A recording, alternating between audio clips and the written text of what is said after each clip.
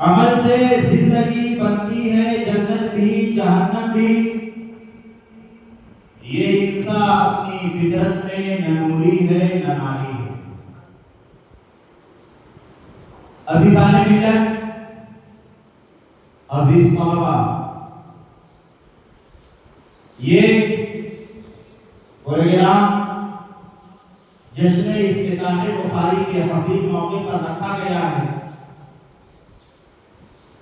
بس چند لمحوں کے لیے میں آپ کے سامنے حاضر آیا تاکہ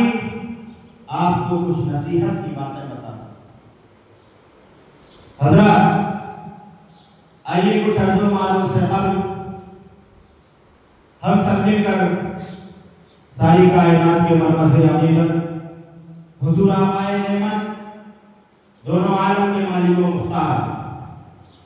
ہم غریبوں کے غمگسار رحمت للعالمین حضور محمد علی الرشدہ صلی اللہ تعالی علیہ وسلم کی مقدس بارگاہ میں درود و سلام کی ڈالی پیش کریں اور پڑھیں بابا سے بلند اللہ رب محمد صلی اللہ علیہ وسلم، نحن عباد محمد صلی اللہ علیہ وسلم، صلاۃ و سلام علیک سیدی یا رسول اللہ صلی اللہ تعالی علیہ وسلم۔ حضرات، اللہ رب العزت قرآن مقدس میں ارشاد فرماتا ہے، یا ایھا الذین آمنوا، اے ایمان والو، قوا انفسکم واہلیکم نارا، بچو اور اپنے اہل و عیال کو بچاؤ جہنم کے اس آگ سے۔ حضرات، اللہ رب العزت نے واضح طور پر اپنے مقدس کلام میں ایمان والوں کے ساتھ ہم کلام ہو کر کے یہ ارشاد فرما رہا ہے کہ اے ایمان والو، یا ایھا الذین آمنوا، اے ایمان والو۔ کسی غیر ایمان سے اللہ نہیں کہہ رہا ہے کہ تم اپنے آپ کو اور اپنے اہل و عیال کو جہنم کے آگ سے بچاؤ۔ اور جہنم کی کون سی آگ؟ وقودها الناس والحجارہ، وہ آگ جس میں انسانوں اور پتھروں کو جلایا جائے گا، جس کا ایندھن انسان اور پتھر۔ حضرات، خلاق کائنات نے اپنے مقدس کلام میں ہم مومنوں سے ہم کلام ہو کر کے یہ صریح طور پر ارشاد فرما دیا کہ اے ایمان والو، اپنے آپ کو جہنم کے اس آگ سے بچاؤ اور اپنے اہل و عیال کو بچاؤ جس کا ایندھن آدمی اور پتھر ہے۔ جو آگ ہمارے لیے ہی تیار کی گئی ہے، لیکن ہم نہ جانے کس محو میں کھوئے ہوئے ہیں۔ ہمیں دنیا کے اندر کون سی ایسی چیز مل گئی ہے، دنیا کی رنگینیوں میں ہم اس قدر محو ہیں، اس قدر کھوئے ہوئے ہیں کہ دنیا کی رنگینیوں کی جالیوں میں پھنس کر کے ہم خلاق کائنات کے ارشادات کو بالائے طاقت رکھ دیے ہیں۔ ہمیں اس چیز کا بالکل فکر نہیں ہے، ہمیں اس چیز کا بالکل خیال نہیں ہے کہ وہ رب کائنات جس نے دنیا کے اندر ہمیں مبعوث فرمایا، آسمان دنیا سے فرش زمین پر ہمیں اتارا، اور اتارتے ہی اللہ رب العزت نے اپنے کلام بلیغ میں یہ ارشاد فرما دیا، یہ لوگوں، میں نے دنیا کے اندر تم کو صرف اور صرف اپنی عبادت کے لیے بھیجا ہے۔ حضرات، تو ہم کس محو میں کھوئے ہوئے ہیں؟ ہماری عقلیں کہاں ہیں؟ وہ رب کائنات جو जो सारी कायनात का पालनहार है, हमारा मालिक हकीकी है, अगर वो चाहेगा तो हमें जानवरों और चौपायों की शक्ल में दुनिया के अंदर मबूस फरमा देता। अगर वो चाहेगा तो हमें परिंदे की शक्ल में इस दुनिया के अंदर भेजता। अगर वो चाहेगा हमें गाय और बैल भैंस की शक्ल में दुनिया के अंदर भेजता। लेकिन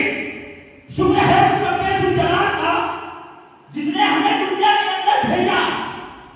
भेजने के बाद हमें अशरफुल मखलूकात बना करके भेजा, लेकिन वो हम पर एहसान नहीं जतलाया। और आज हम हैं कि रब्बे जुल जलाल ने हमारा वक्त हमें नमाज़ों रोज़े की ताकीद कर रहा है, हज और ज़कात की ताकीद कर रहा है, लेकिन हमें एक वक्त की नमाज पढ़ने के लिए अगर मस्जिद में चले जाते हैं, एक मसला सीखने के लिए किसी आलिम की बारगाह में अपना ज़रूरी अदा कर लेते हैं तो हमें एहसान जताने लगते हैं। अरे आप उस खालिक हकीकी पर एहसान क्या जताओगे जिसकी एक एक सांस की कीमत आप पूरी जिंदगी अदा नहीं कर सकते। वो मालिक हकीकी जो तुम्हें इस दुनिया के अंदर इतनी अनमोल जिंदगी अता की है, जिंदगी अता करने के बावजूद तुम्हें सांसें लेने का मौका दे रहा है, लेकिन उसकी उजरत नहीं दे रहा है। क्या आपने देखा नहीं, आपको दुनिया के अंदर अगर कोई मसला ही हो जाए, कोई बीमारी हो जाए, खुदा ना करे कि हम और आपके साथ ऐसा हो, किसी के साथ ऐसा हो, अगर आपको कोई मसला ही हो जाए, आप किसी दुनियावी डॉक्टर के पास जाएंगे, जाने के बाद उससे अपनी दिक्कतें बयान करेंगे, वो डॉक्टर फौरन आपसे कहेगा मैं 10,000 रुपए लूंगा, मैं 20,000 रुपए लूंगा, मैं 50,000 रुपए लूंगा, फिर आपके मरीज का इलाज करूंगा। लेकिन कुर्बान चाहिए अपने खालिक हकीकी पर, अपने परवरदिगार आलम पर, जो सारे आलम का पालनहार है, जो हमारा मालिक हकीकी है। वो हमें जीने का मौका दे रहा है, हमारे तमाम बीमारियों को शिफाओं में तब्दील कर रहा है, लेकिन हमसे कोई उजर तलब नहीं कर रहा है। लेकिन आज हम जरा गौर करें, उसके कितने फरामीन पर अमल कर रहे हैं। हज़रात, वो रब जो हमें दुनिया के अंदर भेजा, वो कितना करीम है, कितना रहीम है, बार बार हमें मौका दे रहा है। ये मेरे बंदे, तुम मेरी बारगाह में आ जा, मेरी बारगाह में आ करके अपनी ज़मीने न्यास को झुका ले। झुकाने के बाद अगर तुम मेरी बारगाह में एक मरतबा सुभान रब्बियल आला की तस्बीह पढ़ देगा, मेरी रहमत को चला लाएगा, मैं तेरी तमाम गुनाहों को बख्शा दूंगा।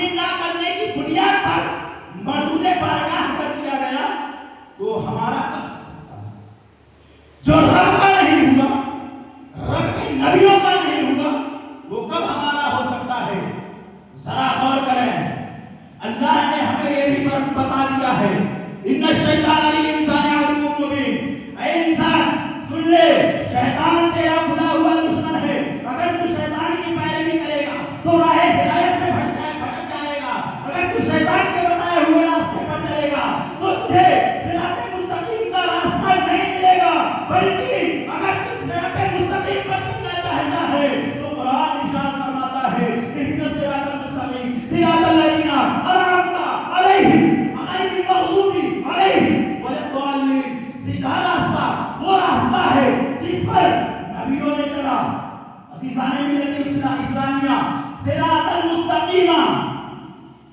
صراط الذین انعمت علیہم، سیدھا راستہ، سچوں کا راستہ وہ راستہ ہے انعمت علیہم، جس پر ہم نے اپنا انعام نازل فرمایا۔ اللہ فرماتا ہے سچوں کا راستہ وہ ہے جس پر ہم نے اپنا انعام نازل فرمایا، اور غیر المغضوب علیہم ولا الضالین، اور جو ان راستوں کو ترک کر دیا، چھوڑ دیا، گمراہ ہوئے۔ حضرات اب میں آپ کو بتاؤں سچوں کا راستہ کیا ہے، ہمیں قرب الہی کس طریقے سے حاصل ہوگا، رب کا قرب ہم کس طریقے سے حاصل کر سکتے ہیں۔ اگر ہمیں بارگاہ ایسی میں،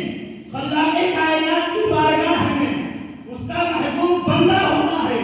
تو ہمیں کن راستوں کو اپنانا ہوگا۔ اللہ نے قرآن مقدس میں ارشاد فرمایا کہ اے حضرت انسان اقیم الصلاۃ وآتوا الزکاۃ، نماز قائم کر، زکات ادا کر، اے حضرت انسان تو حج ادا کر، اے حضرت انسان اللہ نے قرآن میں ارشاد فرمایا ان الصلاۃ تنہی عن الفحشاء والمنکر، بے شک نماز تمام حیائیوں اور بری باتوں سے روکتی ہے۔ اور اللہ نے مزید قرآن مقدس میں کئی جگہوں پر نماز کی تاکید کی، روزوں کی تاکید کی، اور بھی اللہ رب العزت نے اپنے محبوبین بندوں کو تاکید کرتے ہوئے فرمایا کہ اے میرے بندو تم اس راستے پر چلو جس پر ہمارے محبوبین بندے چلے ہیں۔ اب جب اللہ کے محبوبوں کا راستہ پکڑیں گے، صحابہ و تابعین کا راستہ پکڑیں گے، تب آپ راہ ضلالت سے بھٹکتے ہوئے نظر نہیں آئیں گے، بلکہ آپ راہ ضلالت سے ہٹ کر کے سچوں کا راستہ پکڑتے ہوئے نظر آئیں گے۔ کیا آپ اپنے دل میں یہ گمان کرتے ہیں، آپ یہ سوچتے ہیں کہ یہ فلاں مولوی، فلاں مولانا، فلاں طالب علم، فلاں بچہ جو آج ہمارے سامنے پیدا ہوا، ہمارے سامنے پیدا ہونے کے بعد جا کر کے مدرسے میں پڑھ لیا، عالم دین بن گیا، دستار بندی ہو گئی، اس کے سر پر امامہ سج گیا، ارے اس کے سر پر امامہ یوں ہی نہیں سجا ہے۔ اللہ کے رسول ارشاد فرماتے ہیں کہ علماء ورثۃ الانبیاء، یہ علماء انبیاء کے وارث ہیں، ان کی تعظیم و تقریم کرنا آپ پر فرض عین ہے۔ جس طریقے سے امتی پر نبی کا ادب کرنا فرض ہے، اسی طریقے سے امت محمدیہ کے علماء پر علماء کا ادب ہر مسلمان پر فرض عین ہے۔ لیکن عزیزان گرامی میں آپ سے مخاطب ہو کر کے کہہ رہا ہوں، عام طور سے دیکھا یہ جاتا ہے کہ ہماری عوام کا حال یہ ہے، اگر کوئی بچہ ان کے سامنے پڑھ کر کے مدرسے سے جاتا ہے، چچا جان اور بابا جان کو کوئی مسئلہ بتا دیتا ہے تو ماننے کے لیے تیار نہیں ہوتے ہیں، پھٹکارتے ہوئے نظر آتے ہیں اور یہ کہتے ہیں ارے تم سے زیادہ طریقہ ہم کو معلوم ہے۔ آپ کو یہ نہیں معلوم کہ علم مصطفیٰ کا یہی بچہ وارث بن کر کے آج اس مدرسے سے نکل کر کے جس کے سر پر دستار حفظ القرآن یا دستار فضیلت کا تاج سری سجایا گیا ہے، یہ تمہارا رہنما بن کر کے اس مدرسے سے نکالا جا رہا ہے۔ آج سے جو یہ کہے گا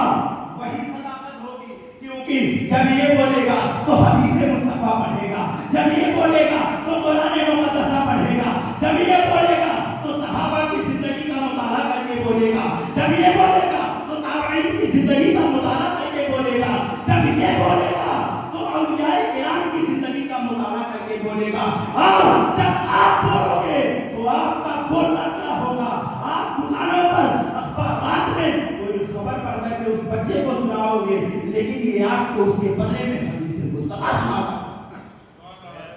عزیزان ملت اسلامیہ، آپ جب آپ اپنے علماء اور طلباء کی قدر کریں گے، ان کی اہمیت و وقار کو پہچانیں گے، تب ان کی حوصلہ افزائی ہوگی اور یہ آپ کے بستی، آپ کے گاؤں، آپ کے علاقے میں شریعت مصطفیٰ اور دین مصطفیٰ کا کام کرتے ہوئے نظر آئیں گے۔ لیکن آج کل دیکھا کیا جاتا ہے، بچوں کے سامنے یہ ساری چیزیں بیان کیا کی جائے، عوام ہوتی تو سبق حاصل کرتی۔ دیکھا یہ جاتا ہے ہمارے آبادیوں کا حال یہ ہے کہ ہم نے علماء کو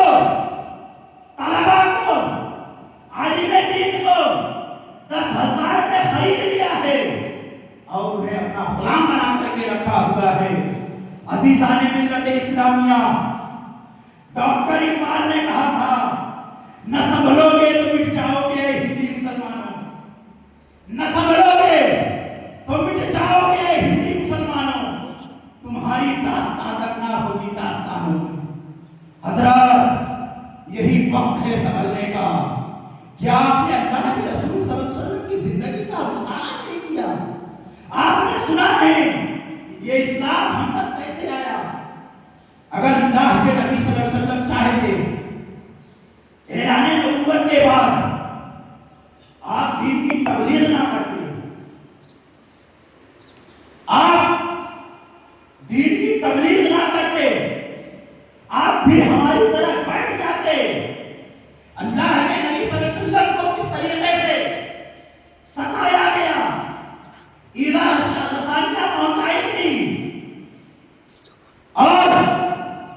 آقا کائنات صلی اللہ تعالی علیہ وسلم کو مارا گیا، یہاں تک کہ حال یہ ہوا کہ آقا کائنات صلی اللہ تعالی علیہ وسلم دین مدین کی تبلیغ و ارشاد کے لیے جب گئے، بہت مشہور واقعہ ہے، طائف کی سرزمین ہے، اللہ کے نبی صلی اللہ علیہ وسلم حاضر ہوتے ہیں اسلام کی تبلیغ کے لیے، لوگوں کو دین کی دعوت دیتے ہیں۔ دعوت دینے کے بعد اللہ کے رسول صلی اللہ علیہ وسلم نے ارشاد فرمایا، اے لوگوں، میں اللہ کا نبی ہوں، تمہاری جانب اللہ نے مجھے نبی بنا کر کے بھیجا ہے، میں کتاب لے کر کے آیا ہوں، میری جانب وحی کی جاتی ہے، تم ایک رب کی عبادت کرو، پوجا نہ کرو،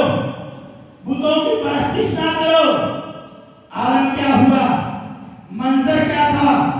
جب اللہ کے نبی صلی اللہ علیہ وسلم نے دین کی ترویج و ارشاد کے لیے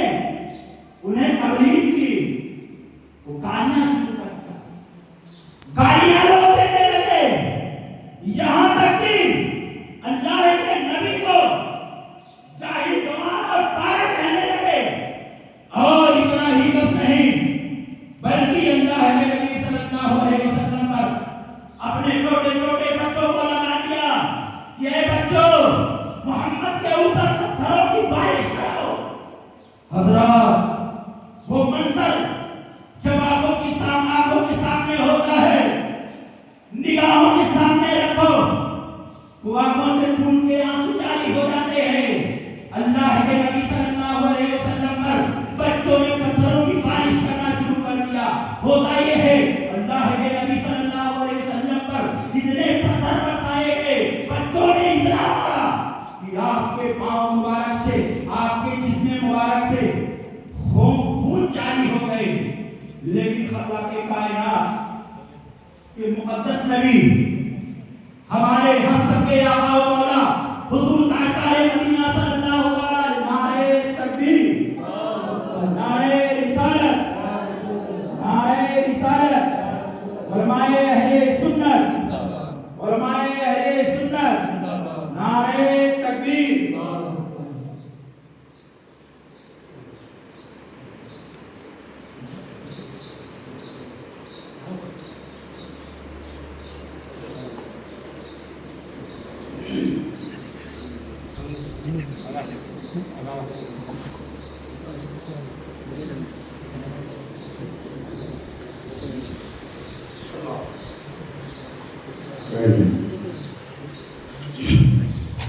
درود پاک صلی اللہ علیہ نبی الوفی وآلہ سلام و سلام علیہ سیدی یا رسول اللہ صلی اللہ علیہ وسلم۔ حضرات، میں ایسے کر رہا تھا کہ اللہ کے نبی صلی اللہ علیہ وسلم کو اتنی تکلیفیں دی گئی، لیکن اللہ کے محبوب صلی اللہ علیہ وسلم نے کبھی یہ نہیں سوچا کہ ان کے حق میں دعائیں کر دی جائے، یہ